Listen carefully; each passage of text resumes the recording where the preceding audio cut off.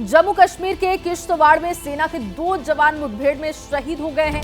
आतंकियों ने search operation के दौरान सुरक्षा बलों पर फायरिंग की थी। आतंकियों की फायरिंग में नायब सूबेदार विपिन कुमार और सिपाही अरविंद सिंह शहीद हो गए। मुठभेड़ में 2 जवान जख्मी भी हुए हैं। बड़ी खबर आपको दे रहे हैं, देखिए चतरू इलाके में मुठभेड़ के दौरान 2 जवान शहीद हो गए। सर्च ऑपरेशन के दौरान आतंकियों ने फायरिंग की, जिसमें 2 जवान शहीद हो गए। 2 जवानों के जख्मी होने की खबर है और ये मुठभेड़ हो रही थी आतंकियों से। मुठभेड़ में 2 जवान जख्मी हैं। जम्मू कश्मीर के किश्तवाड़ में ये मुठभेड़ हुई, जहां पर हमारे 2 जवान शहीद हो चुके हैं। चतरू इलाके में मुठभेड़ चल रही थी और अभी जो जानकारी है कि 2 जवान शहीद हो चुके हैं, 2 जवान जख्मी हैं। सर्च ऑपरेशन अभी भी वहां पर चल रहा है।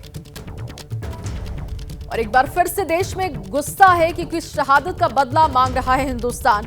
किश्तवाड़ में 2 जवान शहीद हो गए। ये बड़ी जानकारी आपको जम्मू कश्मीर से दे रहे हैं लगातार, जहां पर मुठभेड़ के दौरान चतरू इलाके में 2 जवान शहीद हो गए हैं। 2 जवानों के जख्मी होने की खबर है। बताया जा रहा है कि सुरक्षा बलों पर फायरिंग की गई आतंकियों की तरफ से, जिसमें हमारे 2 जवानों की शहादत हो गई है। तस्वीरें आपको दिखा रहे हैं, जिन 2 जवानों की शहादत हुई है उनकी तस्वीर भी आप देख पा रहे हैं।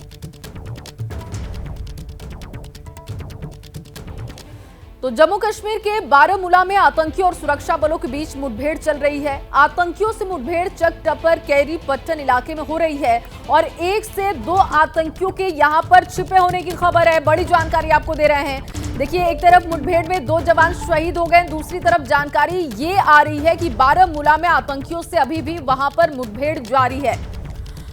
1 से 2 आतंकियों के छिपे होने की खबर है। बताया जा रहा है कि यहां पर 1 से 2 आतंकी छिपे हो सकते हैं। सुरक्षा बलों ने इस इलाके को घेर लिया है। जम्मू कश्मीर के बारामूला से आपको ये बड़ी जानकारी दे रहे हैं, जहां पर आतंकियों के साथ मुठभेड़ की खबर आ रही है।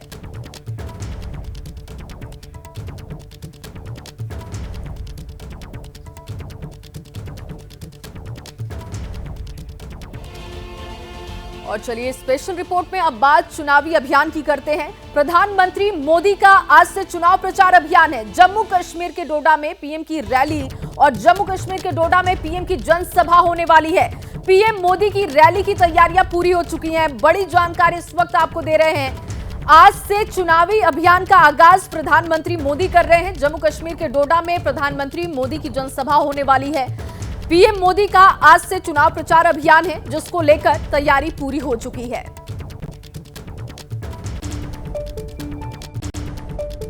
लगभग 50 बरस के बाद देश का कोई प्रधानमंत्री यहाँ आ रहे हैं। इससे पिछली बार 70 के दशक में श्रीमती गांधी आई थी और उसके बाद इस क्षेत्र को कोई बहुत अधिक, जितनी भी सरकारें रहीं, कांग्रेस की सरकारें रहीं, मिलीजुली सरकारें रहीं, कहीं इसको प्राथमिकता नहीं दी गई। गत 11 वर्षों में इस क्षेत्र की काया पलट हो गई। आप पत्रकार मित्र यदि देखेंगे तो आज 2-3 घंटे में आप सड़क के रास्ते जम्मू पहुंच जाते, जबकि पहले तो ये कभी संभव ही ना था। सड़कों का जाल बिछ गया दूर दराज गाँव तक। यहाँ बगल में किश्तवाड़ नगर है, वहाँ 6-6, 7-7 पावर प्रोजेक्ट्स लगे। मोदी जी ने स्वयं अपने हाथों से लॉन्च किए। ये सब पिछले 10 वर्षों में। तो देश में मौसम का हाल आज क्या रहने वाला है ये आपको बताएंगे, लेकिन सबसे पहले दिल्ली राजधानी में क्या हालात आज रहेंगे वो आपको बता देते हैं। आज पूरे दिन बारिश होने के आसार हैं, जिसके लिए मौसम विभाग ने येलो अलर्ट जारी कर दिया है। दिल्ली में कल बारिश के बाद देर शाम साउथ दिल्ली के साकेत में मेट्रो स्टेशन के आसपास की सड़कें स्विमिंग पूल की तरह दिखाई दी। तस्वीरें देखिए, दिल्ली की तस्वीर भी आपको दिखा रहे हैं। लोग कमर तक पानी में रास्ता तलाशते हुए दिखाई दिए। 2 पहिया वाहनों के लिए सबसे ज्यादा मुश्किल। अपने फंसे वाहनों को लोग निकालते हुए दिखाई दिए। इसके अलावा उनके पास कोई विकल्प नहीं था। आप तस्वीर देख सकते हैं, कल जब पूरे दिन बारिश चली तो क्या हाल दिल्ली का हुआ वो आपके सामने है। और दिल्ली के साकेत इलाके में वेस्टेड मार्ग पर बारिश के बाद पानी इतना ज्यादा भर गया था कि सड़क पर गाड़ियां फंस गईं। आसपास रहने वाले लोगों का कहना है कि हर बार बारिश में यही हालात होते हैं। हमारे सहयोगी दिव्यांकर की एक रिपोर्ट आपको दिखाते हैं। दिल्ली में जरा सी बारिश क्या हुई, उसके बाद बदहाल जो स्थिति है सड़कों की वो हम आपको दिखाना चाहेंगे। सड़क की स्थिति तो बदहाल है ही, साथ साथ किस तरह से जल निकासी की जो व्यवस्थाएं हैं वो आप यहाँ पर देख पाएंगे कितनी खराब स्थिति में ये है। और ये हम फिलहाल मौजूद हैं साकेत के वेस्टर्न मार्ग पर। और यहाँ पर आप देख पाएंगे कि किस तरह से सामने आपको कई सारी फंसी हुई जो गाड़ियां हैं वो भी आपको यहाँ पर नजर आएंगी। लबालब हर ओर यहाँ पर पानी भरा हुआ है और जिसके चलते किस तरह की दिक्कतें हैं वो साफ तौर से यहाँ पर हो रही हैं। और जान माल का नुकसान जो है वो कहीं ना कहीं हो सकता है, क्योंकि किस तरह से जो गड्ढे हैं वो भी कहीं ना कहीं आगे जाके जो है खुले हुए साफ तौर से नज़र आ रहे हैं। और जिसके बाद लोग किस तरह से यहाँ पर साइड से निकलते हुए आपको यहाँ पर नज़र आएंगे और उसी जो लबालब पानी है उसी में से जो गाड़ियाँ हैं वो भी यहाँ से निकलती हुई आपको साफ तौर से निकलती हुई नज़र आएंगी। लेकिन बारिश के बाद किस तरह की बदहाल स्थिति में फिलहाल दिल्ली की बन जाती है, इसकी हम आपको तस्वीरें दिखा रहे हैं। आने वाले 2 दिनों के लिए मौसम विभाग की ओर से बारिश को लेकर अलर्ट जारी किया गया है। और अब देखने वाली बात होगी क्या जो ये स्थिति है इनमें कुछ सुधार देखने को मिलता है या फिर इसी तरह की जो स्थितियाँ हैं ये ऐसी ही बनी रहती हैं या इससे भी ज़्यादा जो बदहाल स्थिति है वो दिल्ली में देखने को मिलेगी। तो ग्राउंड पर हालात क्या हैं ये आपने देखा, लेकिन देश में मॉनसून की स्टेटस रिपोर्ट ये है कि सामान्य का आंकड़ा पार कर चुका है। 2024 में 849 mm बारिश हो चुकी है और अभी तो ये आधा सितंबर बाकी है। सितंबर में बादल जिस तरीके से बरस रहे हैं उसे देखकर लगता है कि आसमानी आफत अभी भी कई रिकॉर्ड तोड़ने वाली है। दिल्ली में बारिश ने ऐसा गदर मचाया कि शहर के कई इलाकों में सड़क पर 3 से 4 फीट पानी जमा हो गया, गाड़ियां डूबी हुई दिखाई दी। राजस्थान की अगर बात की जाए तो वहां पर भी हालात बहुत बुरे दिखाई दिए। फिलहाल जो तस्वीर आप देख रहे हैं दिल्ली के अलग अलग जगहों की तस्वीर आप देख रहे हैं, जहां पर कीर्ति नगर की तस्वीर आप देख सकते हैं, आईटीओ की तस्वीर भी हमने आपके सामने रखी है। साकेत जहां पर बहुत ही बुरा हाल रहा वहां की तस्वीर देखने को मिली, वो भी बहुत चिंताजनक रहे। देश के अलग अलग हिस्सों में हालात क्या रहे ये आपको दिखाते हैं रिपोर्ट के जरिए।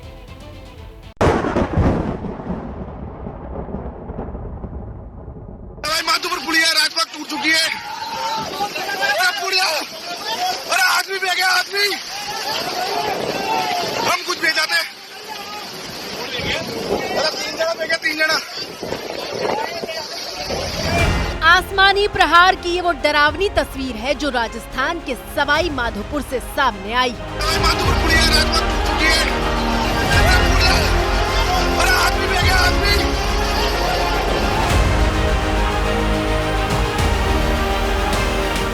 ये स्कूल बस एक पुलिया से होते हुए गुजर रही थी। इस बस में लोग सवार थे और अचानक पुलिया पहले धंसती है और फिर टूट जाती है। तस्वीर में आप देख सकते हैं इस बस के ठीक पीछे एक और बस खड़ी दिखाई दे रही है। पानी का बहाव देखिए, मानो सैलाब बह रहा हो। अरे आदमी भी आ गया, आदमी हम कुछ भेजाते। अरे 3 जना भेजा, 3 जना। जो बस पिछले कुछ वक्त से किसी तरह अटकी हुई थी वो प्लास्टिक के खिलौने की तरह बाढ़ में समा जाती है।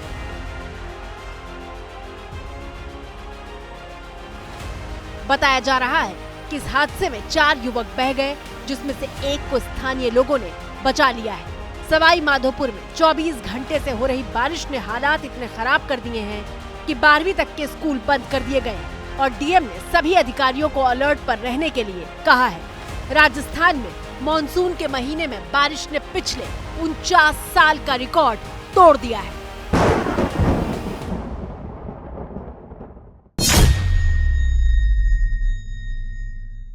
बहुत ही नुकसान होने की मुझे अंदेशा लग रहा है, क्योंकि अंदर कंप्यूटर थे, अंदर सरकारी कागजात थे, दस्तावेज थे। आपकी स्क्रीन पर मौजूद ये तस्वीर इस बात की गवाही है कि जब बादल बेरहम होकर बरसते हैं तो क्या होता है। तस्वीरें नैनीताल जिले के ओखल कांडा में एक सरकारी दफ्तर से आई हैं, जिसे चीरते हुए पानी बाहर निकल रहा है।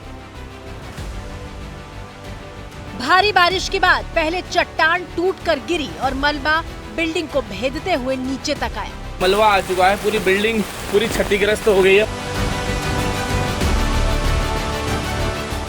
और फिर पूरी इमारत के भीतर पानी भर गया।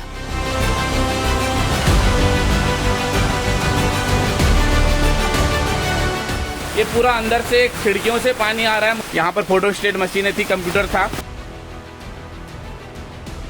सरकारी दफ्तर के भीतर से पूरी स्पीड के साथ पानी बह रहा है और लोग समझ नहीं पा रहे कि अब करें तो क्या करें।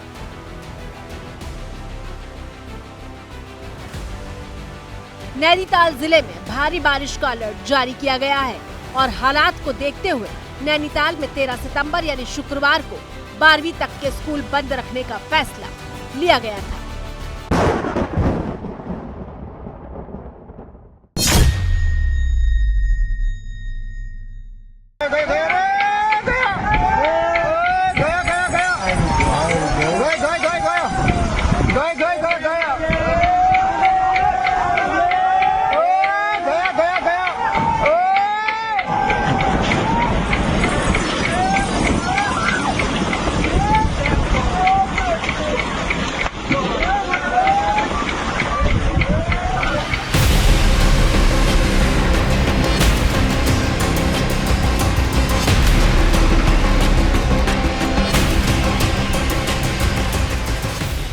सिर्फ 25 सेकंड के भीतर एक खड़ी इमारत ध्वस्त हो गई।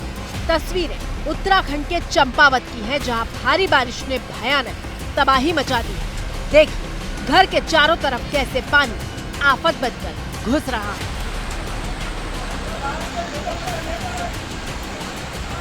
बड़ी बड़ी इमारतों का निचला हिस्सा पानी में समा चुका है। 48 घंटे की मूसलाधार बारिश के बाद पहाड़ अपनी जड़ें छोड़ रहे हैं और मलबा रास्ते पे आकर जमा हो गया है। पीछे आ जाओ, पीछे पीछे आ जाओ, पीछे आ जाओ। पहाड़ पर मलबा आने की वजह से टनकपुर चंपावत की ऑल वेदर रोड कई जगहों पर बंद हो गई है। चंपावत में नेशनल हाईवे समेत 14 सड़कें बंद हो चुकी है। चंपावत में भी स्कूल बंद रखने के आदेश जारी हुए। जगह जगह क्रेन मलबा हटा रही है, लेकिन रास्ते नहीं खोले जा सके।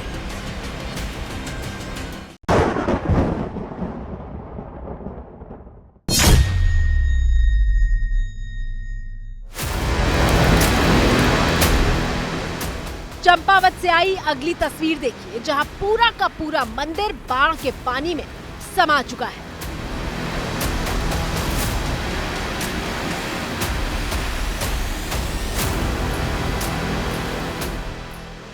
दूर से एक गाड़ी आती हुई दिखाई दे रही है और अचानक अपना रास्ता बदल देती है।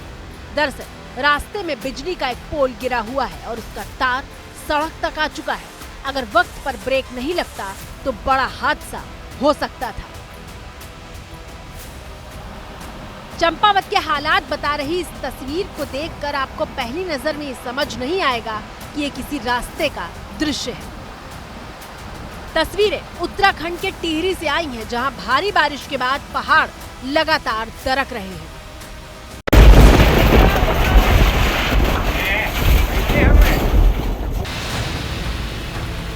तस्वीरें उत्तराखंड के हल्द्वानी से आई हैं, जहां नदियों ने रौद्र रूप धारण कर लिया है।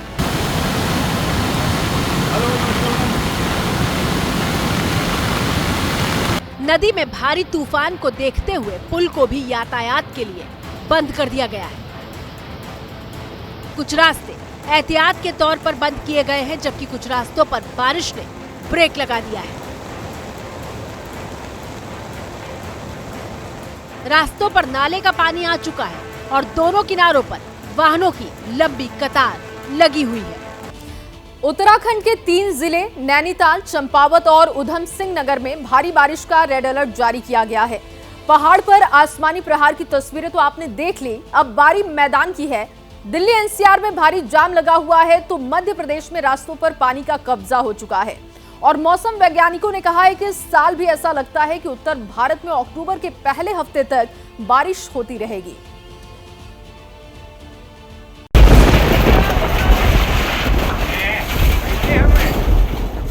1, 2, 3 और 4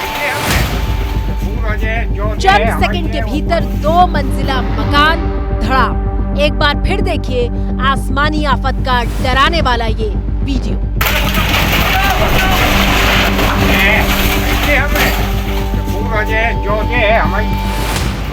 जर्जर हो चुके इस मकान के गिरते ही वहां धूल का गुबार छा गया।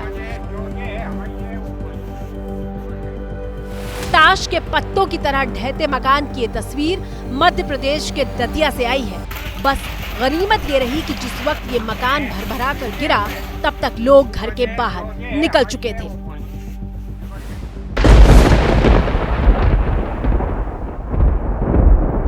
एमपी के दतिया में जोरदार बारिश लोगों के आशियाने और जान छीन रही है। भारी बारिश के बाद अचानक इस मकान की छत गिर पड़ी, जिसके बाद अंदर मौजूद एक आदमी मलबे में दब गया। घटना की सूचना मिलते ही फौरन उस आदमी को बाहर निकालने की कोशिशें शुरू हुई।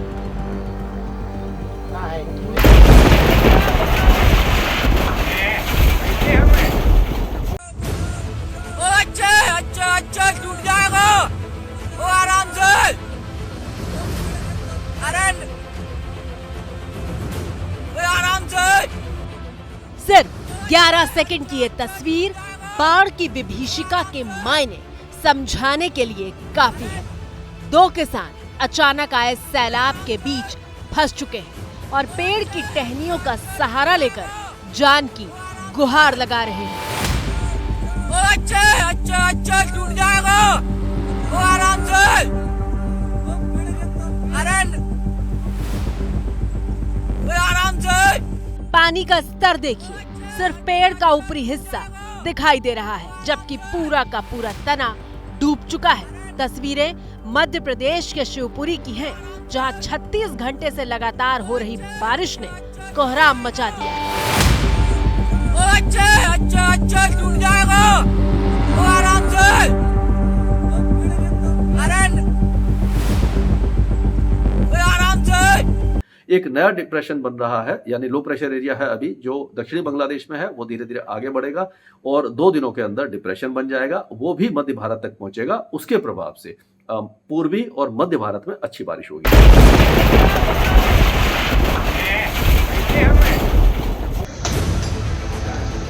पानी से लबालब ये यूपी के कन्नौज का पुलिस स्टेशन है, जहां न सिर्फ पानी का कब्जा हो चुका है, बल्कि तेज हवाओं ने मजबूत पेड़ों को जड़ से उखाड़ फेंका है। बर्बाद फसलें, उखड़े पेड़, बिजली के खंभे, मकान की ढही हुई दीवारें, ये सब तबाही के वो निशान हैं जो बारिश अपने साथ लेकर आई है। ये वो कन्नौज है जहां से यूपी के पूर्व मुख्यमंत्री अखिलेश यादव सांसद हैं, लेकिन फिलहाल कन्नौज में भारी बारिश ने कोहराम मचा रखा है। बिजली के ट्रांसफार्मर गिर गए, जबकि कई हेक्टेयर में लगी फसलें बर्बाद हो चुकी हैं, जिसके बाद किसान बेहद परेशान हैं। गांव वाले कुदरती प्रहार से कांप उठे हैं और प्रशासन जल्द राहत पहुंचाने की बात कर रहा है। के सभी कार्मिक अपने अपने क्षेत्र में गए हैं और पूरी सूचना इकट्ठा कर रहे हैं। नियमानुसार यथाशीघ्र इन सभी लोगों को जो भी है राहत के अनुमन्य राहत है ये प्रदान।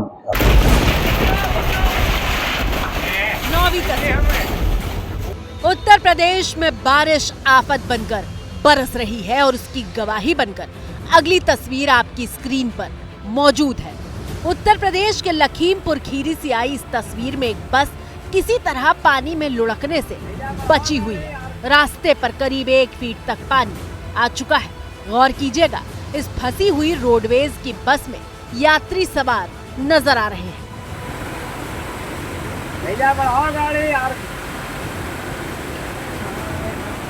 गनीमत ये रही कि बस पानी में गिरने से बाल बाल बच गई और वक्त रहते 20 यात्रियों को सुरक्षित बाहर निकाल लिया गया। लेकिन हर बार किस्मत साथ नहीं देती।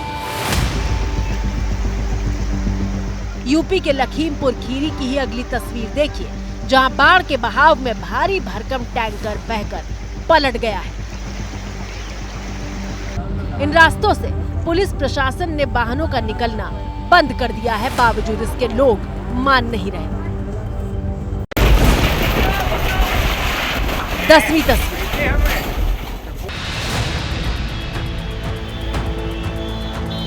बादलों की बगावत के बिगड़े हालात की गवाही देने वाली 10वीं तस्वीर आपकी स्क्रीन पर मौजूद है। और अब बात अरविंद केजरीवाल की होगी। दिल्ली के सीएम अरविंद केजरीवाल दोपहर 12 बजे हनुमान मंदिर जाएंगे, वहां पर पूजा अर्चना करेंगे। ये बड़ी खबर आपको दे रहे हैं।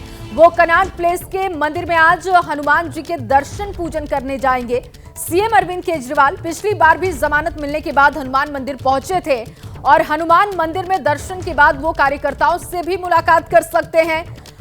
केजरीवाल कल ही जेल से जमानत पर बाहर आए हैं और देखिए आज वो भगवान का धन्यवाद करने के लिए पहुंचेंगे। आपको बताएं कि कनॉट प्लेस पहुंचेंगे, वहां पर हनुमान मंदिर पहुंचकर भगवान का शुक्रिया अदा करेंगे, भगवान का धन्यवाद देंगे और वहां पर पूजा अर्चना करेंगे।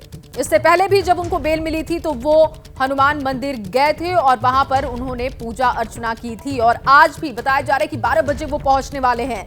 दिल्ली के मुख्यमंत्री अरविंद केजरीवाल तिहाड़ जेल से बाहर आ गए हैं। सुप्रीम कोर्ट ने उन्हें शराब घोटाले के मामले में जमानत दे दी है। ये केस सीबीआई जांच से जुड़ा है। कल शाम 6:25 पर जेल से बाहर आने के बाद केजरीवाल ने बीजेपी पर सीधा हमला बोला। उन्होंने कहा कि मेरा हौसला 100 गुना बढ़ा हुआ है और देश विरोधी ताकतों के खिलाफ लड़ता रहूंगा। रिपोर्ट देखते हैं।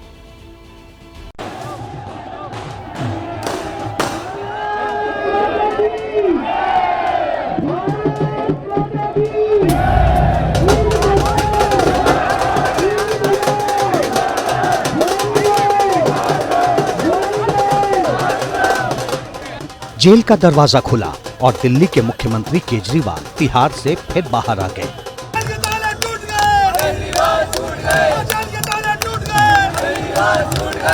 103 दिन बाद केजरीवाल ने दोबारा खुली हवा में सांस ली। स्वागत के लिए तिहाड़ के बाहर समर्थकों का हुजूम उमड़ा। आम आदमी पार्टी के दिग्गज इसमें सबसे आगे थे। मेरा जीवन देश के लिए समर्पित है। बहुत बड़े बड़े संघर्ष किए, जिंदगी में बहुत मुसीबतें झेली हैं, लेकिन हर कदम पे भगवान ने मेरा साथ दिया।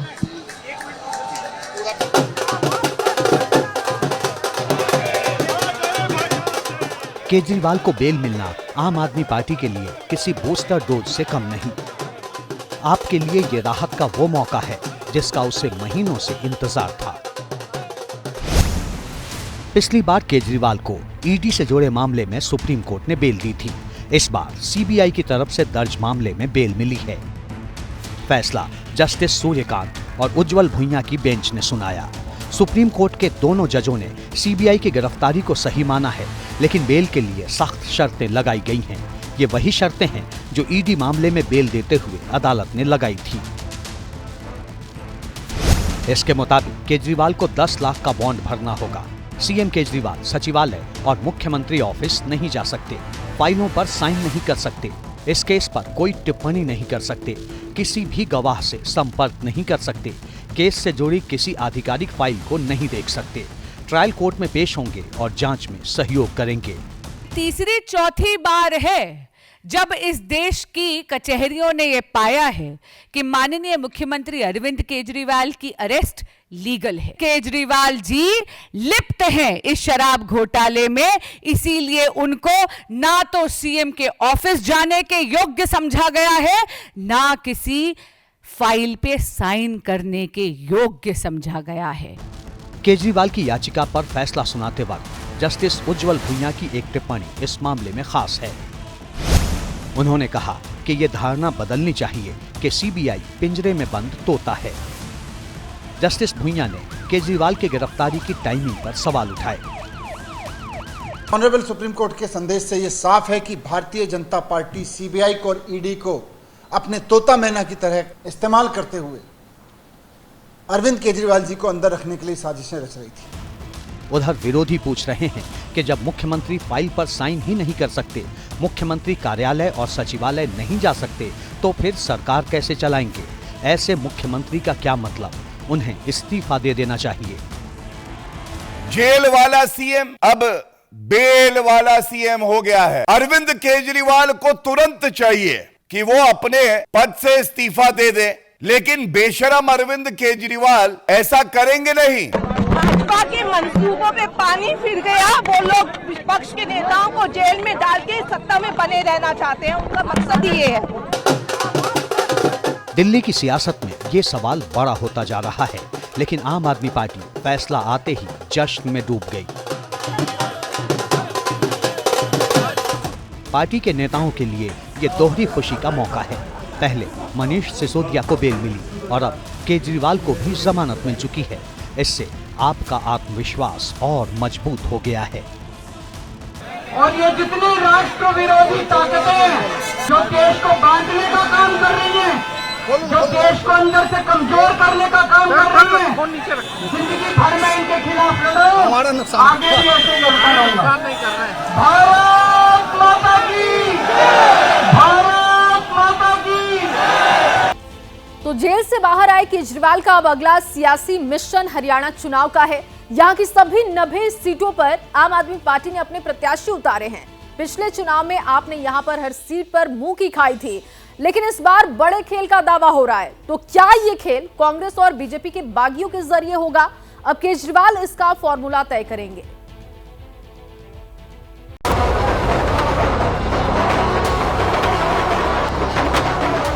बेल पर बाहर आने के बाद केजरीवाल की पहली सियासी परीक्षा हरियाणा में होनी है। शरीर का एक एक कतरा, मेरे खून का एक एक कतरा देश के लिए समर्पित है।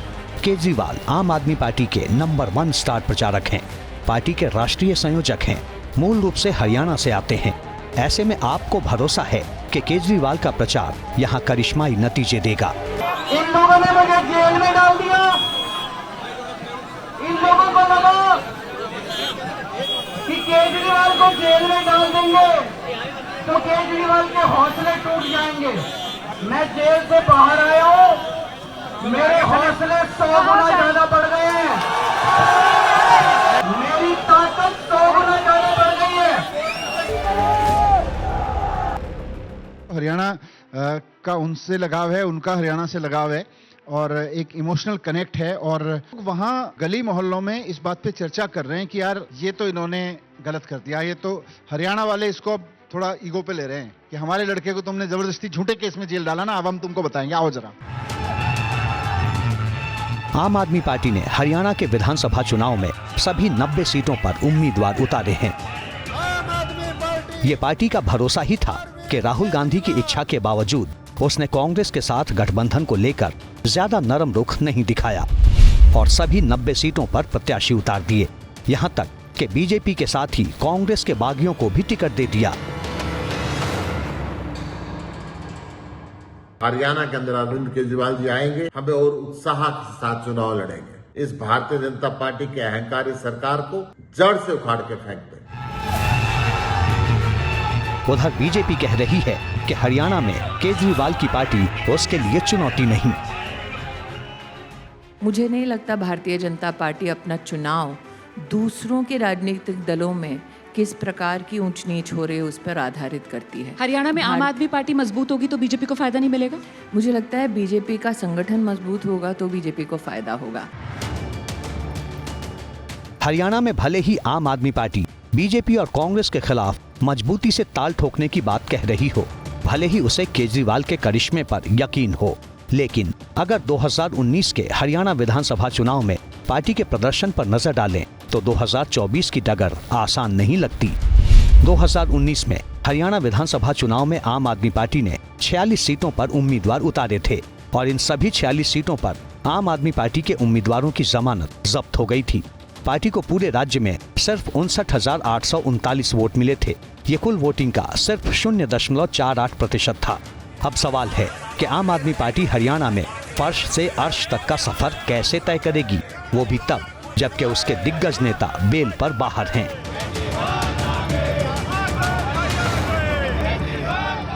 केजरीवाल वो भ्रष्टाचार के दलदल में धंसा हुआ व्यक्ति है और वो तो आम आदमी नहीं है, अकेला आदमी पार्टी। देश के लिए और दिल्ली के लिए बहुत ही खुशी का क्षण है। अब हरियाणा और दिल्ली के रण में भारतीय जनता पार्टी को बुरी तरीके से हम लोग पराजित करेंगे। और अब बात महाराष्ट्र की करते हैं, जहां पर सीटों पर लगातार संग्राम देखने को मिल रहा है। महाराष्ट्र की राजनीति में सीटों के बंटवारे को लेकर महाअघाड़ी में फिर से ठन गई है। सूत्रों के मुताबिक उद्धव ठाकरे के दावे ने कांग्रेस को असहज कर दिया है।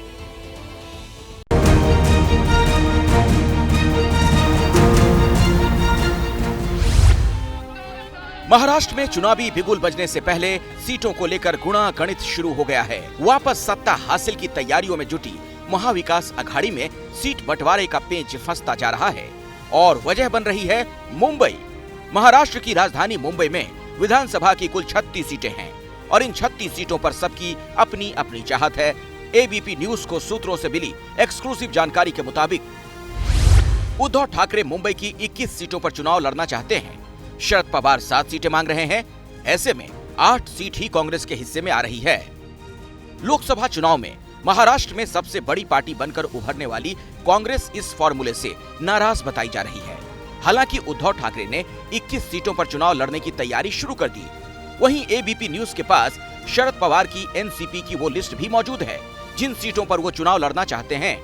एनसीपी एसपी के मुताबिक वो अंधेरी वेस्ट, वर्सोवा, कुडला, अणुशक्ति नगर, दहिसर, घाटकोपर ईस्ट और घाटकोपर वेस्ट सीट पर अपना दावा ठोक रहे हैं। इधर शरद पवार ने मुंबई में अपनी 7 पसंदीदा सीटें बता दी हैं। उधर उद्धव खेमे का भी कहना है कि मुंबई तो उसका गढ़ है, इसीलिए मुंबई पर उसका दावा सबसे मजबूत है। ऐसे में कांग्रेस का अगला कदम क्या होगा, ये देखने वाली बात है। महाराष्ट्र में महाविकास आघाड़ी में भले ही सीट बंटवारे और सीएम चेहरे को लेकर अंदरूनी मतभेद हों, लेकिन गठबंधन के नेता लगातार सरकार बनाने का दावा करते नजर आते हैं। अभी महाराष्ट्र में गणपति उत्सव की धूम है। उम्मीद है इसके बाद पिक्चर काफी हद तक साफ हो जाएगी।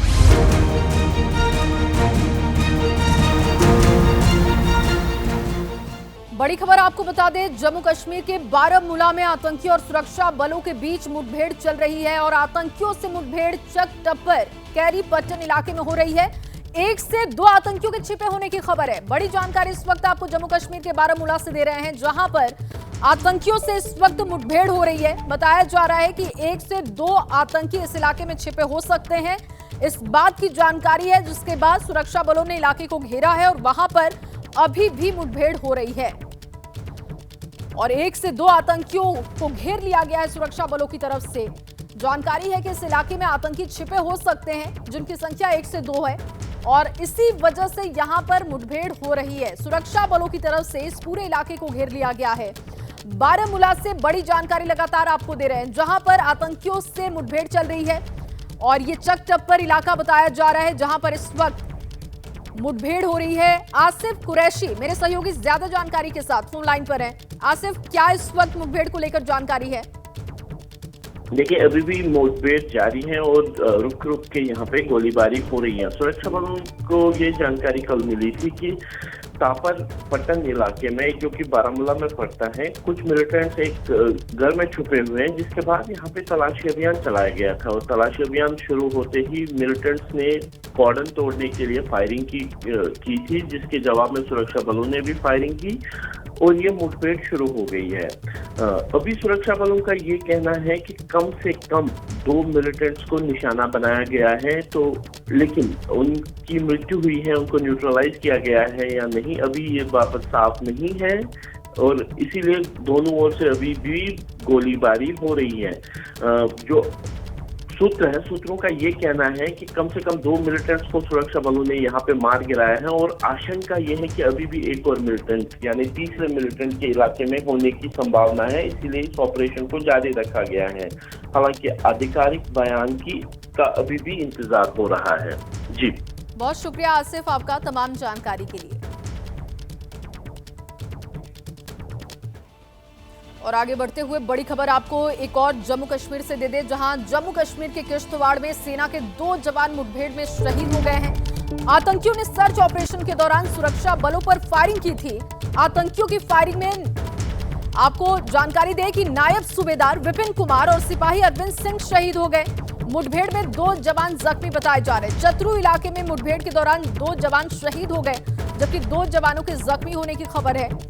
सूबेदार विपिन कुमार और सिपाही अरविंद सिंह जो कि शहीद बताए जा रहे हैं। आतंकियों से मुठभेड़ के दौरान शहादत हुई है, जबकि जानकारी ये मिल रही है कि 2 जवान जख्मी हैं जिनका इलाज हो रहा है और सुरक्षा बलों पर फायरिंग की गई थी। सर्च ऑपरेशन के दौरान आतंकियों ने सुरक्षा बलों पर फायरिंग कर दी थी और आतंकियों की फायरिंग में नायब सूबेदार विपिन कुमार और सिपाही अरविंद सिंह शहीद हो गए।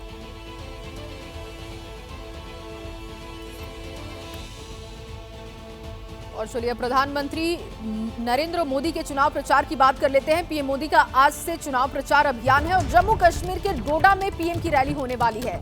जम्मू कश्मीर के डोडा में पीएम की जनसभा है। पीएम मोदी की रैली की तैयारियां पूरी हो चुकी हैं और आज से चुनावी अभियान प्रधानमंत्री नरेंद्र मोदी शुरू करने जा रहे हैं। जम्मू कश्मीर के डोडा में चुनावी जनसभा को वो संबोधित करेंगे, जिसको लेकर तैयारी पूरी हो चुकी है। देखना होगा कि किस तरीके से प्रधानमंत्री नरेंद्र मोदी यहां से लोगों को साधते हैं। लगभग 50 बरस के बाद देश का कोई प्रधानमंत्री यहाँ आ रहे हैं। इससे पिछली बार 70 के दशक में श्रीमती गांधी आई थी और उसके बाद इस क्षेत्र को कोई बहुत अधिक, जितनी भी सरकारें रहीं, कांग्रेस की सरकारें रहीं, मिलीजुली सरकारें रहीं, कहीं इसको प्राथमिकता नहीं दी गई। गत 11 वर्षों में इस क्षेत्र की काया पलट हो गई। आप पत्रकार मित्र यदि देखेंगे तो आज 2-3 घंटे में आप सड़क के रास्ते जम्मू पहुंच जाते, जबकि पहले तो ये कभी संभव ही ना था। सड़कों का जाल बिछ गया दूर दराज गांव तक। यहाँ बगल में किश्तवाड़ नगर है, वहाँ 6-6, 7-7 पावर प्रोजेक्ट्स लगे, मोदी जी ने स्वयं अपने हाथों से लॉन्च किए। ये सब पिछले 10 वर्षों में। और जम्मू कश्मीर के बाद प्रधानमंत्री मोदी की आज हरियाणा में पहली रैली होने जा रही है। प्रधानमंत्री मोदी की आज कुरुक्षेत्र में रैली होने वाली है। कुरुक्षेत्र में विधानसभा की 4 सीटें हैं। लाडवा सीट से सीएम नायब सिंह सैनी उम्मीदवार हैं, जो इसी विधानसभा क्षेत्र में आती है। प्रधानमंत्री मोदी की आज कुरुक्षेत्र में रैली होने वाली है। और देखिए, जम्मू कश्मीर के बाद कुरुक्षेत्र में रैली होगी। कुरुक्षेत्र में विधानसभा की 4 सीटें हैं और इसी में से लाडवा एक सीट है, जहां से सीएम नायब सिंह सैनी उम्मीदवार है। 23 विधानसभाओं के प्रत्याशी माननीय प्रधानमंत्री जी के साथ मंच पर उपस्थित होंगे और हमारे इन 6 जिलों में आने वाले हमारे सांसद उपस्थित होंगे और कई केंद्रीय नेतागण उपस्थित होंगे और हमारे माननीय मुख्यमंत्री आदरणीय श्री नायब सिंह सैनी जी जो स्वयं लाडवा विधानसभा से प्रत्याशी हैं और भारतीय जनता पार्टी के हमारे सम्मानित बहुत ही ऊर्जावान प्रदेश अध्यक्ष आदरणीय श्री मोहन लाल बडोली जी, इस प्रकार से सभी वरिष्ठ नेतागण इस रैली में शिरकत करेंगे। और ये रैली अपने आप में एक बहुत ही बड़ी भव्य रैली होगी और आप देखोगे कि हजारों हजार की संख्या में आम जनमानस यहाँ पर उपस्थित होकर के रैली में शिरकत करके माननीय प्रधानमंत्री जी के विचारों को सुनने के लिए यहाँ पर एक बहुत बड़े जन सैलाब के रूप में यहाँ पर एकत्र होगा।